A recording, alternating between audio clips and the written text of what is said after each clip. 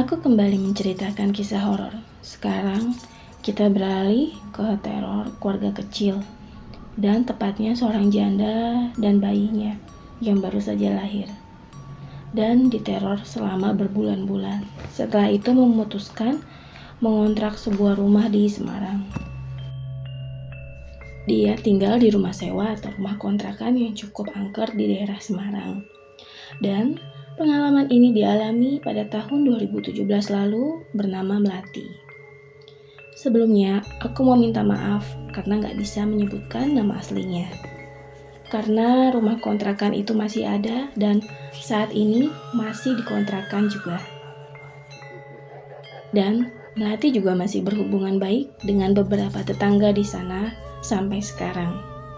Jadi, waktu itu pada tahun 2017, beberapa hari setelah Melati melahirkan, Melati memutuskan untuk pindah ke kota Semarang. Melati ini kebetulan seorang janda, suaminya meninggal saat Melati sedang hamil 5 bulan. Hal inilah yang membuat Melati ingin pindah ke kota lain agar bisa melupakan semua kejadian di kota lamanya. Di sana, Melati tinggal di sebuah rumah yang berada di perumahan gitu. Nah, perumahan tersebut itu berada di dalam sebuah perkampungan. Jalurnya cukup strategis, dekat dengan mall kurang lebih 10 menit lah. Dari mall besar ke Semarang, dekat dengan kawasan hotel. Transportasi apapun dan jalur utamanya pun cukup ramai di sana. Di perumahan tersebut hanya terdiri dari 16 rumah aja. Bentuknya letter U dan dikelilingi oleh kebun pisang yang berbentuk letter L di belakangnya. Dan kebetulannya, rumah yang Melati tinggali ini, belakangnya itu kebun pisang. Pemilik rumah mengatakan bahwa rumah ini tuh sudah kosong selama 1 tahun. Tapi menurut kakaknya yang bernama Kak Irma, rumah tersebut tuh kayak kelihatan rumah yang udah ditinggali lebih dari 1 tahun atau mungkin lebih. Karena kelihatan dari rumahnya tuh cukup lembab dan kotor. Dan kebetulannya juga kontrakan tersebut paling murah dibanding kontrakan yang lain. Dan dekat sekali dengan jalur utama tempat kerja kakaknya Melati. Maka dari itulah mereka memutuskan kontrak selama 1 tahun sambil menunggu rumah mereka di daerah Jogja selesai dibangun. Jadi ceritanya, Kak Irma atau kakak dari si Melati ini tuh dia bangun rumah di daerah Jogja juga. Tapi bukan di perumahan yang akan dikontrakan rumah tersebut ya. Akhirnya setelah pasca melahirkannya si Melati pun langsung ke sana bersama ibunya. Suatu hari kemudian, ibu dan Kak Irma niatnya nanti tinggal di rumah tersebut. Melati akan tinggal bersama kakaknya bernama Kak Irma. Ini semua namanya aku samaran ya guys. Pada awal kehidupan, maksudnya kepindahan, mereka itu langsung membersihkan rumah itu dan seperti biasa pada umumnya mengadakan pengajian bersama, sekaligus juga akikahan anaknya Melati. Awalnya mereka tinggal di rumah itu seminggu bersama ayah dan ibunya. Karena ibunya Melati yang mau membantu untuk mengurus anaknya. Namun karena kedua orang tua Melati ini masih bekerja dan adik Melati masih sekolah, maka mereka pun nggak bisa nginep lama-lama. Memutuskan balik lagi ke Jogja.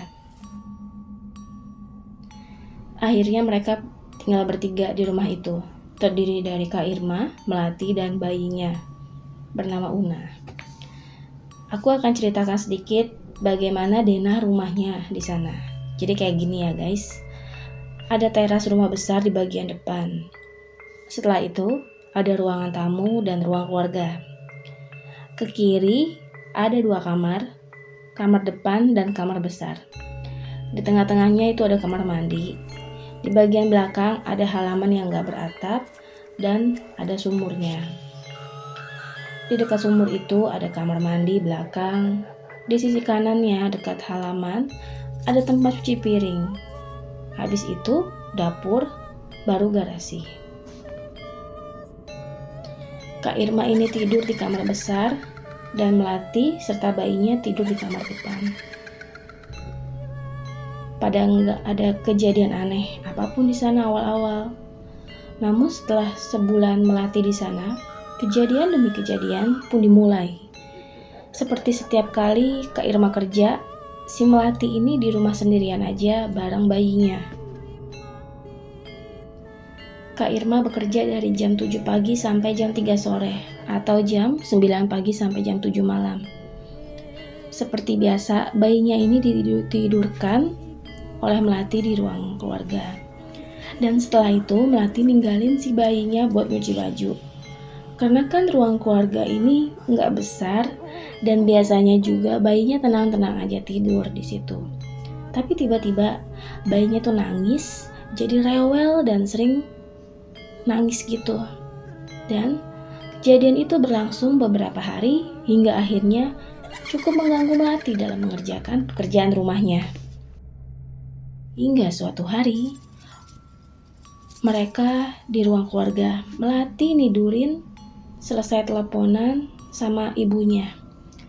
Tiba-tiba Melati merasa kok kaki gue dingin ya, seperti ada yang nyentuh gitu. Dan samar-samar Melati tuh lihat ada tangan putih panjang yang menyentuh kakinya. Melati pun merasa suasana tiba-tiba berubah jadi dingin dan deg-degan pastinya. Besoknya Melati memutuskan gak akan keluar kamar sampai Kak Irma nyampe jam 3 sore. Lalu Melati mulai melupakan kejadian-kejadian sebelumnya. Pernah juga ada suatu kejadian ketika bayinya sedang di ruang keluarga, ditinggal sebentar oleh Melati untuk mencuci botol susu. Ketika Melati lagi menyuci botol, Melati itu kaget karena dia melihat di cermin pada wastafel. Ada wanita yang pipinya peot. Seluruh badan Melati merinding melihat penampakan tersebut. Dan Melati berusaha memberanikan diri untuk membawa bayinya ke kamar sambil nunggu Kak Irma pulang. Terus di hari yang sama, malam harinya bayinya udah tidur jam 11 malam. Dan Melati biasanya tidur itu setelah anaknya tidur. Dan ketika dia sudah setengah terlelap, Melati ingat sekali. Pada saat itu ada yang membangunkannya.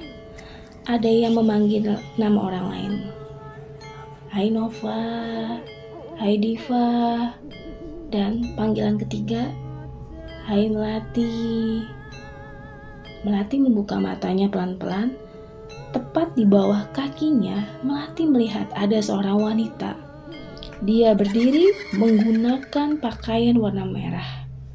Wajahnya cantik tapi pucat dan sorot matanya dingin sambil memandang bayinya Melati.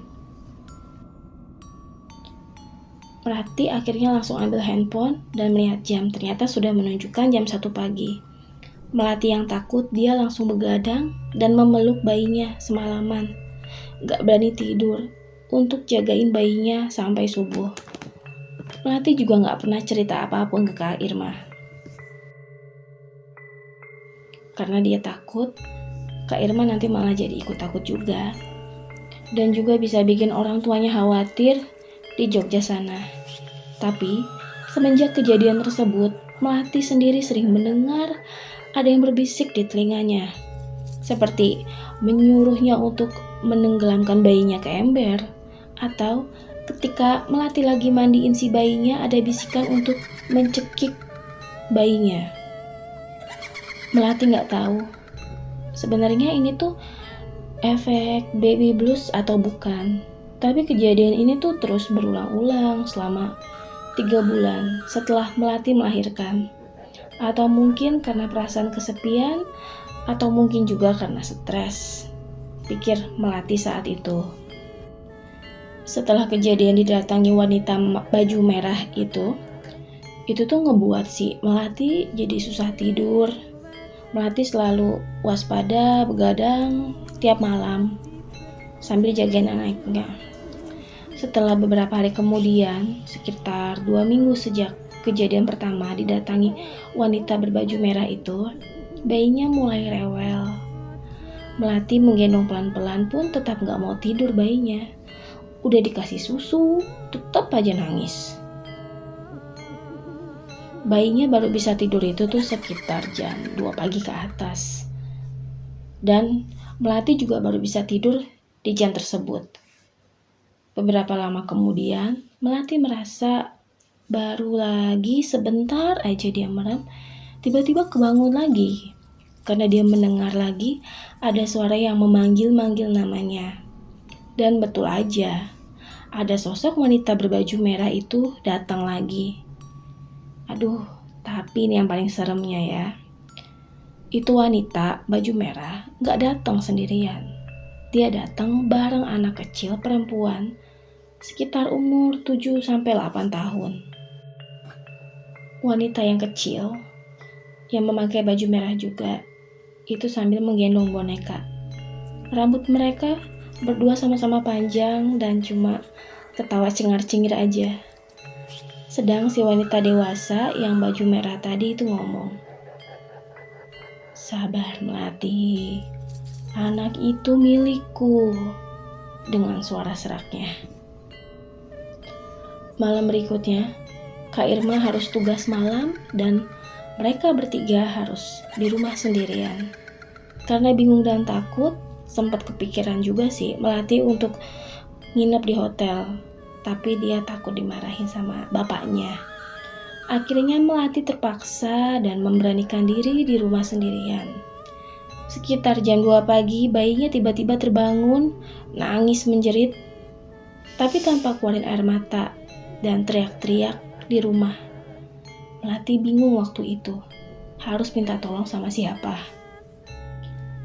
Melati langsung telepon saudaranya yang peka dengan hal-hal yang seperti itu. Dan saudaranya ini bilang kalau bayinya itu tuh lagi diganggu. Melati disuruh baca surat Al-Baqarah ayat 2 terakhir dan juga ayat kursi di telinga bayinya secara berulang sampai bayinya akhirnya tenang dan tertidur. Kak Irma sendiri baru pulang kerja itu jam 7 pagi. Karena kejadian ini terus-terusan terjadi, membuat berat badannya Melati turun drastis, sampai 10 kilo dia turun. Karena jarang istirahat, dan dia selalu ketakutan tiap malam, sering dengar bisikan untuk membunuh bayinya. Dan yang lebih ekstrimnya, kadang secara gak sadar, Melati dalam keadaan sedang naruh bantal di atas badan bayinya. Makin kuat Melati melawan bisikan tersebut, malah membuat Melati semakin stres. Ketika bayinya sakit, barulah Melati bilang semua ke kakaknya. Melati berkata, "Mbak, aku udah gak betah lagi di sini. Aku takut, Mbak. Kalau tiap malam, aku takut sama perempuan baju merah itu. Aku harus gimana, Mbak? Aku udah tahap depresi banget. Aku udah putus asa, aku sedih dan aku takut. Semua itu jadi satu di pikiran aku, Mbak." Mendengar hal itu, Kak Irma pun memutuskan untuk segera menelepon ibunya dan alhamdulillahnya ibunya mau nemenin mereka selama 2 minggu di Semarang. Sesampainya ibunya di Semarang, barulah di sana mereka mencari tahu apa sih yang sebenarnya terjadi di rumah itu. Ibu yang bisa paham dan merasa kasihan melihat keadaan anaknya sendiri serta cucunya memutuskan selama berada di sana, ibu tidur bersama Melati dan bayinya di kamar yang besar. Di hari pertama ibunya mereka menginap, waktu malam hari tepat jam 2 pagi, Melati mendengar ada suara tokek di rumahnya. Di dalam keadaan setengah sadar, Melati melihatnya dengan nyata. Kaki anaknya itu tuh diseret pelan-pelan oleh wanita berbaju merah. Sampai posisi bayinya tuh udah di pinggiran kasur mau jatuh. Dan saat kejadian itu juga, Melati baru bisa melihat dengan jelas wajah si wanita itu. Tangannya putih, kurus, rambutnya panjang, berantakan, dan memakai gaun merah. Melati langsung zikir, sholawat, ayat kursi, dan al-baqarah. Tubuh Melati seperti membeku, gak bisa bergerak, dan dia gak bisa teriak. Lalu dengan penuh amarah, wanita tersebut mengatakan, "Aku mau anak ini, serahkan." Akhirnya Melati bisa bergerak dan berbicara dengan keras. Dia pun langsung teriak-teriak, si Melati langsung nangis, langsung memeluk bayinya.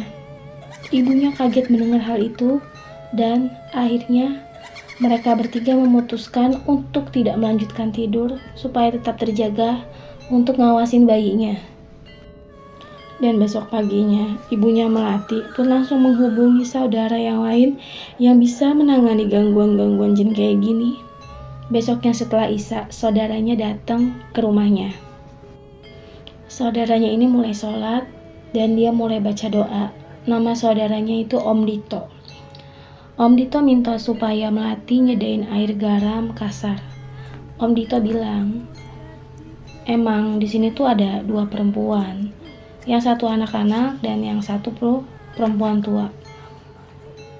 Sesuai dengan apa yang dilihat oleh Melati dan dua-duanya tuh emang jahat. Mereka nggak mau pergi dari rumah ini. Sampai akhirnya Om Dito pun membuat kedua perempuan ini tuh dikurung di pojokan dekat sumur belakang tua.